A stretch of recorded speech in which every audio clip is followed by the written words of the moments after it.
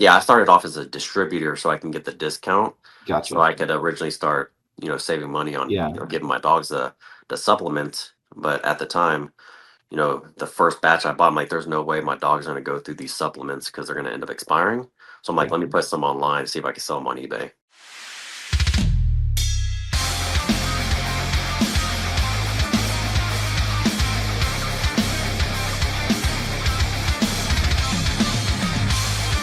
All right, we are back on with another episode of Beyond the Uniforms. Today we are here with Monty, and you're going to have to excuse me for a minute because I have really bad allergies, so it sounds like I'm probably stuffy.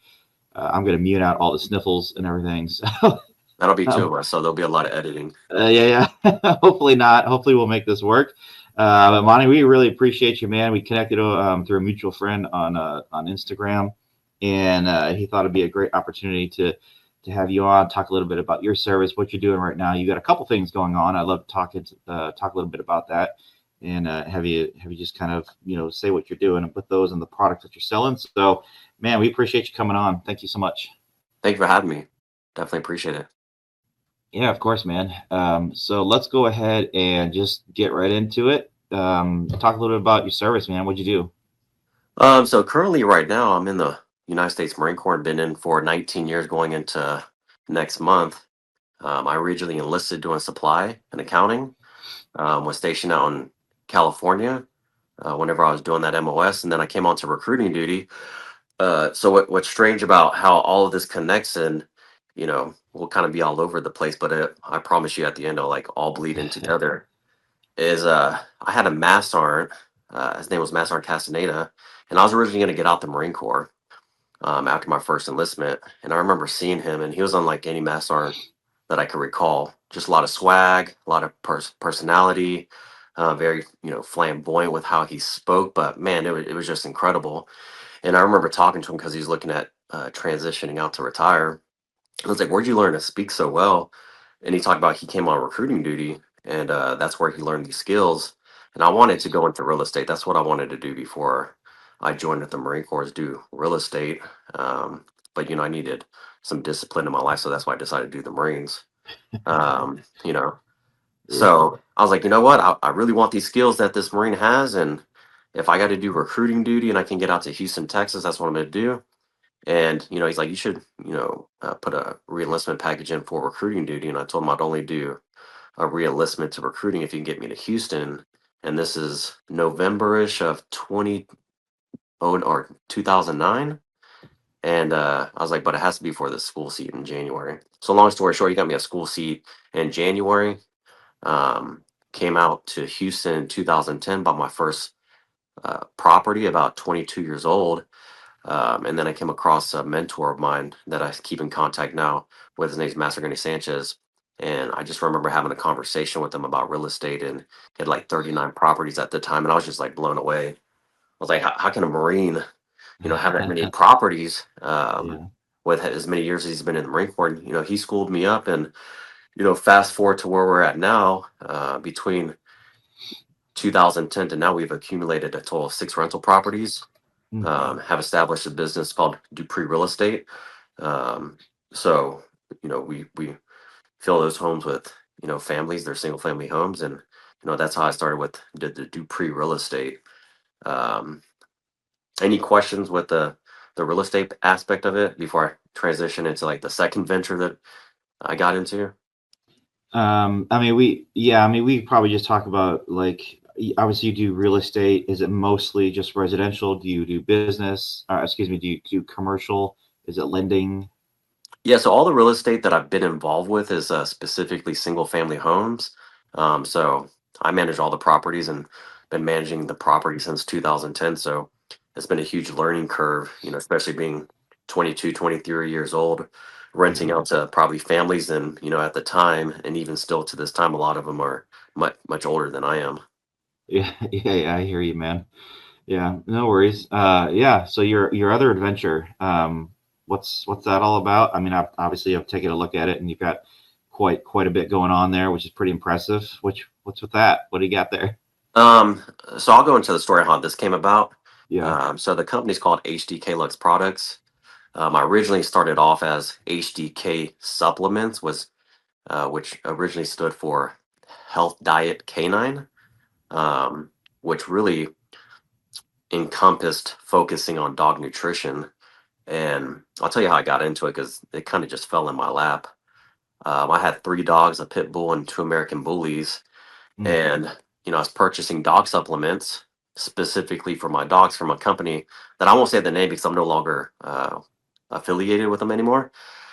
But I was at a fork in the road with if I wanted to stay in the Marine Corps or separate. When you start thinking about separating from the military, there's like this fear of the unknown anxiety that Yeah. takes place. And it's, man, I got to get my shit together or, I'm going to be separating with no plan. So I went on to the dog supplement company and I was like, you know what? What originally came to my mind was I'm going to try to see if I can get approved for wholesaling so I don't have to pay full price for my dogs. Um, and I typed up like a summary of my intent and what I was trying to do, and I got approved 3 days later. I'm like, wow. So I started my original investment at $450, and I got a huge wholesale Oh. package of dog supplements to give to my dogs. I'm like, there's no way I'm gonna be able to go through this. By the time I get through this, some of these supplements are gonna be expired. So I started going on different platforms like eBay and Amazon, and I remember putting the first supplement online. And eBay has this little cha-ching sound that takes place.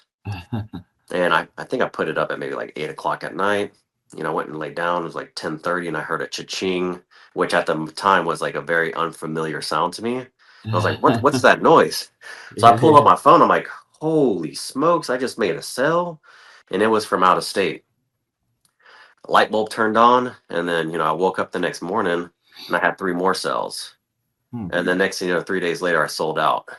Another light bulb turned on. So then I made a secondary investment of $1,200, and within a week, sold out. And then my third investment was 4,200, sold out, and I just kept trying to diversify my portfolio with supplements on the website. So every single supplement that this company had that I was affiliated with when I started off with, I had everything.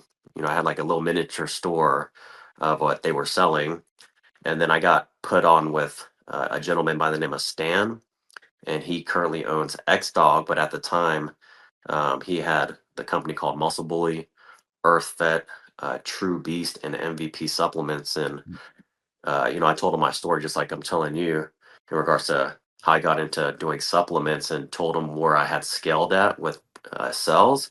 They immediately brought me on, and this is now 2016. And for someone that came from having nothing, because I grew up in Section 8 housing, I was just like so mind blown that Yeah. things were unfolding the way they were.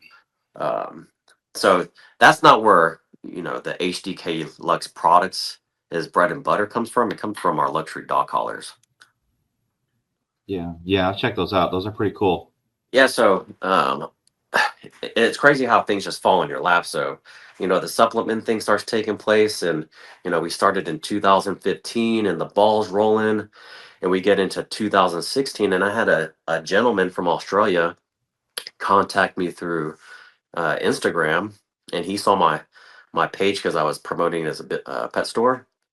He's like, "Hey, I have these dog collars that maybe you'd be interested in selling over in the United States." And I saw them. I was like, "Man, those look pretty sick."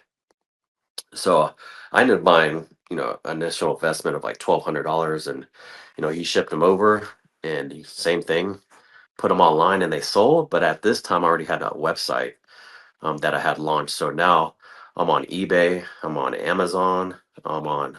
At the time, I was using GoDaddy because the founder of GoDaddy was a Marine, so that was my way of like Hmm. supporting, another brother with their business.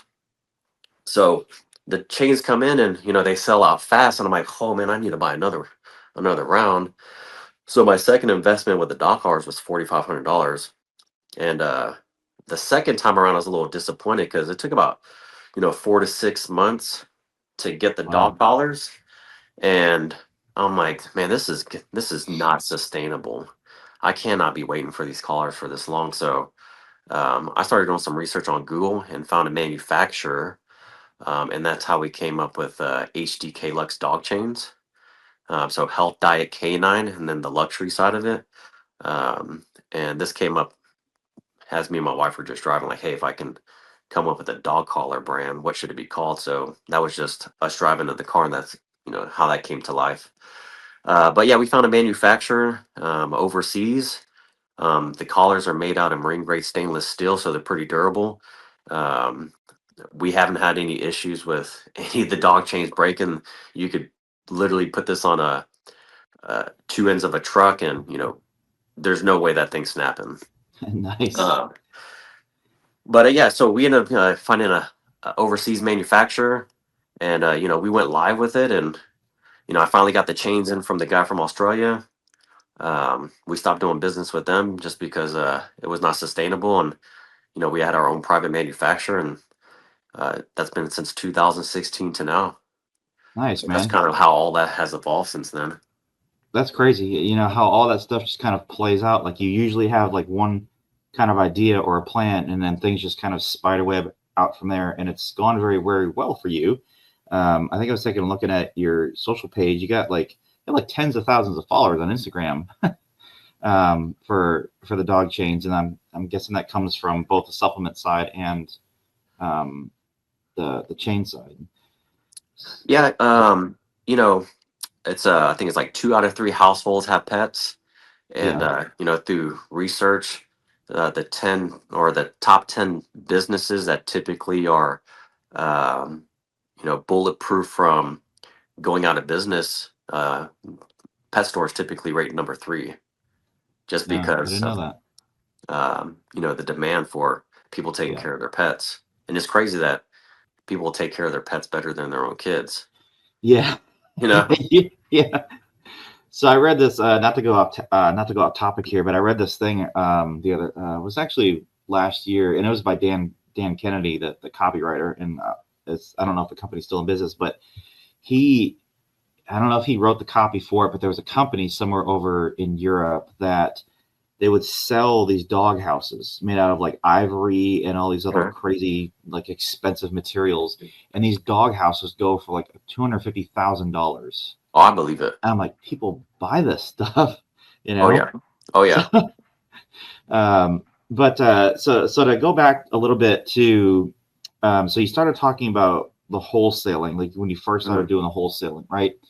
Um, how is that process? So you got your wholesale license, right? And that allows you to buy products at basically wholesale costs. And for anybody listening to this who doesn't understand what wholesale pricing is, so when a company and a manufacturer makes a product, right, they make it for a baseline cost, and then they sell it to the distributors, and then the prices just keep going up from there. And the more hands that are on it, the prices keep going up because everybody's got to get a profit share out of hmm that. When you got your wholesale license, you went directly to the manufacturer. How'd you do that? So if we're talking about getting involved with the dog supplements, I was a distributor when I started off. Okay, so distributor. So yeah, I started off as a distributor so I can get the discount, so Gotcha. I could originally start, saving money on, Yeah. giving my dogs the supplements. But at the time, the first batch I bought, I'm like, there's no way my dog's gonna go through these supplements because they're gonna end up expiring. So I'm like, Yeah. let me put some online, see if I can sell them on eBay. And then that evolved to where we're at today. Yeah. So you become a distributor, hmm and obviously check with the company. For anybody Yep. listening to this, check with the company because every company has their own policies and procedures on how you can sell their products and services. hmm So do your own research on that. But so essentially, you become the distributor. It's not like MLM, right? So anybody hmm listening, it's not MLM. If you don't understand that, multi-level marketing, you can go and you can sell the products for a small markup, and then you just collect the profits off of it, essentially, right? Exactly. So during that process, we weren't officially branded as a company because we were following everything as a sole proprietor. Yeah. Yeah, and obviously there is no legal. Let me put this out this year. hmm There's no legal advice in this episode. None of this video. Go see your attorney. Be smart and go do the right thing. Right? We're just showing you like what has worked for Monty and everybody. For myself. But this is just another way of doing things. So you became a distributor for the product, right? And then eventually you decided, okay, you need to start making this stuff yourself because, or at least have a manufacturer to make this stuff yourself because there was obviously potential in that. hmm There was obviously some cash capital up front, and I think a lot of people go, even when I spoke to, I believe it was Rico who I was talking hmm to, there's significant dollar amounts that go into creating that first product, and I think it's called an MOQ, like a minimum order. Yeah, MOQ. Yeah, yeah. For supplements like this, or even for the products, right? Is it a significant amount of money that you need to come up with? Like, what do manufacturers usually look for when you want to start something like this? Okay. Great question. So the first affiliate that I worked with the first time around had a MOQ of 500. So that's where my first initial investment came into, and that's how it remained until I no longer worked with them. And then going into the second affiliate that I worked with, which is X Dog, Muscle Bully, Earth Vet, MVP Supplement, and True Beast. They fluctuate throughout the years I've worked with them to where their MOQ was $2,000. Mm, Um, and then there's another affiliate that just recently went out of business that they would do different tier groups. So tier three would be if you spend $500, you're going to get at this specific price point. If you spend $1,500, you'll be a tier two, you'll get at this specific price point. And then tier one would be minimum order of, $2,500, which would get you at the cheapest price point. gotcha. So all the fulfillment, all of that, like the sales, the processing, all of that, is that handled through you or is it handled through your manufacturers? Okay, great question. So as I'm going through this process, I'm going through YouTube University to learn, Yeah, you me know, too. yeah, to learn, how all this works, from like filing taxes to, advertising to marketing to how to use GoDaddy, and then we shipped it over to Shopify. So, um, you know, everything's been self-taught. So as far as marketing, I do all the marketing. As far as like shipping, I do all the shipping. Inventory control, I do all the inventory control. So I have a supply background from, the Marine Corps. So all the basic tools that I learned in my first enlistment from the Marine Corps, I just shifted over. And it goes back to, things falling in your lap. It's just crazy how it just all bleeds in together. Yeah. And then I have a background with business with my bachelor's degree, and then I'm finishing my master's degree this upcoming December. Oh, cool. Congrats. Thank you. Now, as far as like operations, everything's been operated out of the comfort of my own home. So we have everything established, essentially at my house. Yeah. Whenever I was in Las Vegas, we did have like a small warehouse that we had everything held just because it was more realistic. And then whenever COVID took place, things just went, bonkers to where Yeah. Yeah. I'm like, I need to keep everything with me. So we were able to buy a large enough property to where we have our own office and almost like a mini storage warehouse to Nice. where we can supply everything just to Gotcha. keep low overhead. Nice. Yeah, that makes sense. Yeah, because I mean, obviously when you scale up, obviously probably the warehouses and all that stuff will come into play, and bigger distribution channels and all that stuff. And maybe you look into having your own affiliates or your own wholesalers that sell this stuff for you. Put these into to stores. Is that the ultimate goal with this? Like to put these into like places like PetSmart, Walmart, and stuff? So that is the ultimate goal right now. We have 10 wholesalers for us that are affiliates. Mm, We're taking the idea, and again, it's just crazy how everything bleeds in. The first company that I worked with, where I was a distributor, I took that same business model and started doing the same thing for, mom and pop shops. So we have 10 stores across the United States. You can pull them up all on our website. If you don't want to specifically shop online and you want to go to a specific pet store, it'll tell you if there's any in your area. And then we have one overseas in Guatemala. oh, nice. Cool. Mm. Awesome, man. Um, Now I guess to shift a little bit to, I guess the real estate side just for a second. Yeah. Is this a local, do you work just locally? Obviously we're kind of in the same area, actually, right in the Dallas area. Mhm. Is this something that you just do locally? Can you work throughout Texas? Can you work throughout the US?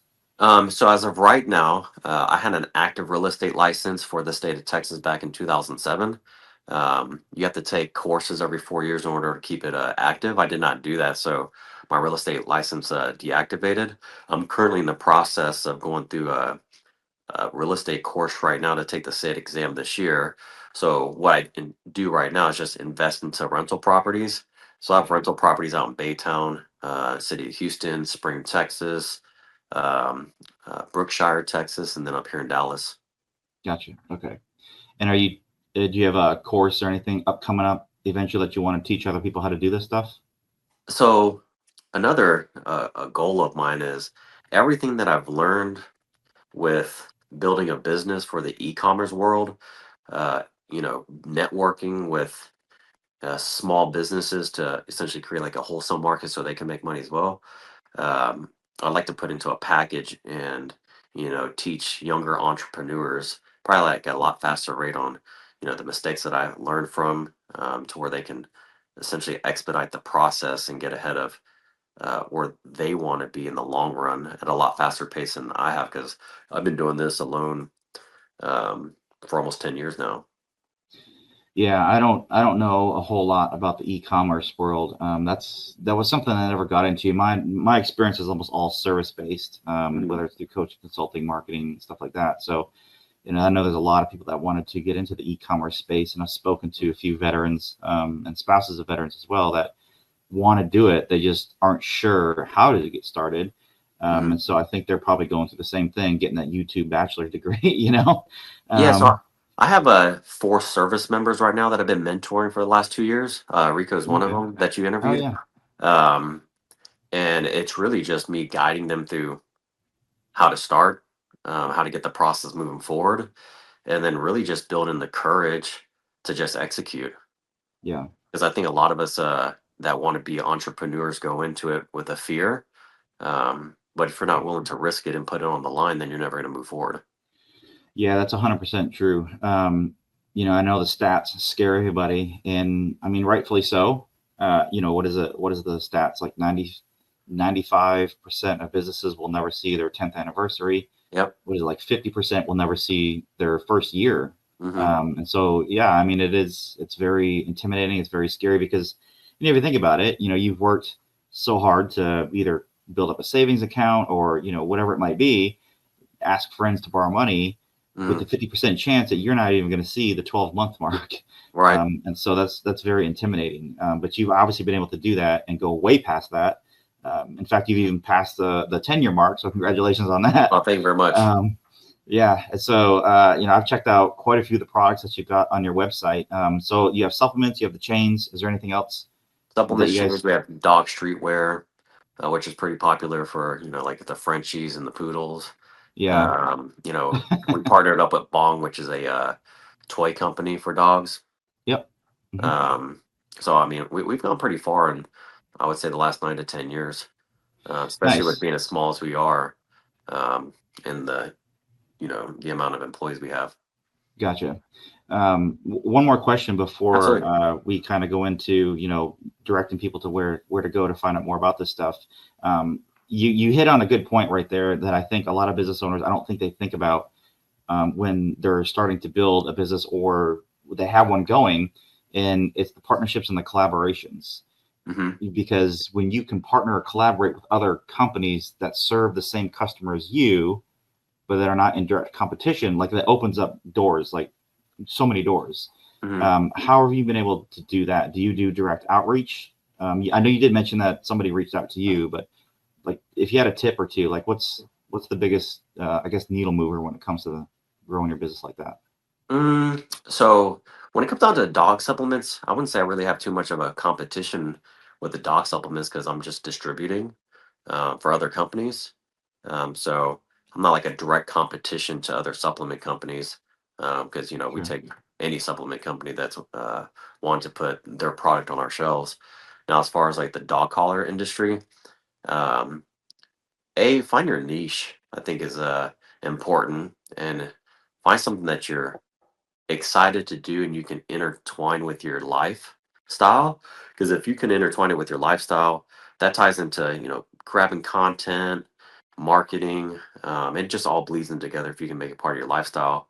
um, and then networking, I would say, is another key tools. Networking, being very humble whenever you're coming to other entrepreneurs that are in similar niches as you, or maybe not even in the same niche, because everybody has a story on how they got to where they're at. And I think the most equitable part of people's stories is not learning from their wins, but what was their worst losses, because I think those are Mm, the most key valued knowledge points of operating a business is I don't want to hear about your wins. I want to hear about your losses. Yeah. Yeah, those are definitely some big life lessons. It's losses. That's it. Losses. Losses. Yeah, Yeah. as far as the outreach program, I've never reached out to anyone specifically. I've been very fortunate to where people have reached out to myself to do business with them. And like I was telling you when we started the podcast, a lot of people are typically interested on how I got into the entrepreneurship part of my life, just because of being active duty, and then in recruiting is so demanding. It's like, how did you have the time to do this on the side? And that Yeah. just ends up becoming a very lengthy conversation that I've always enjoyed, talking about, just because there's a lot of time, pain, and sweat put behind it. Yeah. Yeah, that's for sure. For anybody who thinks that, especially if you're working, even if you're not just in the service, but you're working a 9 to 5, you got a full-time gig, if you got kids, like starting a business is very, very difficult. It's a little bit easier if it's service-based and you can do it online, but yours is physical, and that is a whole nother ball game. And you've been able to do that, which is pretty phenomenal. And you've been able to do it successfully over the last, what you say, over 10 plus years. So that's something that I think a lot of people can look forward to, because again, that's not something, there's a lot of veterans out there that want to start businesses, that have successfully started businesses. But I've also talked to a lot of other veterans that have unfortunately wanted to start a business and haven't done it, or they did and they've had to close their doors for Hmm. one reason or another. And that's in many different industries, whether that's IT or a restaurant or a sandwich shop, whatever it might be, and that's unfortunate. So yeah, man. So let's go ahead and dive right into where can people find out more about your supplements and your chains, your dog So chains. if you want to go directly to our website, it's hdklux products.com. You can find us on Instagram, YouTube, Twitter, TikTok, at HDK Lux Dog Chains. And if you want to reach out to me about any real estate questions, you can follow me on YouTube or either Instagram at America's Realtor. Okay. Yeah, I'll put those. I'll have a text thing that goes across the bottom of the screen for anybody watching this. For anybody who's listening to this, I will put this in the show notes in the description, for anybody to go ahead and click on there and check out and follow you and go buy some products, because these are actually pretty cool looking. I've actually looked at those chains, man. Yeah, They're pretty badass. I So appreciate that. yeah, yeah. Yeah, they're all Any last handmade. words? What's that? No, I said they're all handmade. Yeah. No. Oh, well, nice. Hmm. Okay. Yeah, that's perfect. That adds a little bit more to the quality, Hmm. to the quality of the product. So that's awesome. Any last words of wisdom, man? Uh, you know, uh, for anybody that's listening, that's looking to start their own business, and you're finding yourself struggling, I got this from Andy Forsell. Things either happen for you or to you. You Mm, decide the outcome on that. You can either be the victim or look at the event as this is happening for me, and you can learn from it and then move forward, because you're going to have more losses than wins as an entrepreneur. And the best part about it is enjoying the losses and enjoying the process of getting to that winning point. yeah, for sure. I'll add on to that Absolutely. and let people know that if you're in the service, if you're in a job, I know there's a whole thing out there online saying, just quit your job, get out of the service, whatever it is, burn the bridges, start your business, go 110% all in. I have a little bit of issue with that, because you're basically saying cut off your financial support Hmm. and go 110% all in on something that has a 50% chance of working in the next 12 months. My tip would be to kind of follow what you're doing, like get it going as you have that financial support coming in, as you have, the resources to sustain your current lifestyle, build up your business, build up what you're doing, like you've done, before you decide to go all in. Because are you doing full 20 plus? Are you going to do more than 20? So I have about a year left, Okay. which is still undecided. But if I could add on to your point with that, uh, it's a phenomenal idea if you're going to start a business to stay in the service, because you're not going to end up making money in your first 3 to 5 years in business, because you should be investing your money that you're making so you can build capital so you can continue to invest in your company, and expand and scale. And if you don't have that resource to build capital because your main source of income is your business, you'll never explode that business the way you want it to. Yeah, that's 100% true. Yep, definitely. Awesome, man. Well, I appreciate you taking some time out today to chat with us, give a little bit of insight into the business world, the e-com world. For anybody who's listening, again, go to, I'll put the actual links in there. Just go to, what is that? HDK Lux products, and then the dog collars, right? Again, I'll put the info on there, but go and check them out. Really cool products. So again, appreciate you, man. Thank you so much for tuning in. Thank you very much, Mike. Everybody. Bye.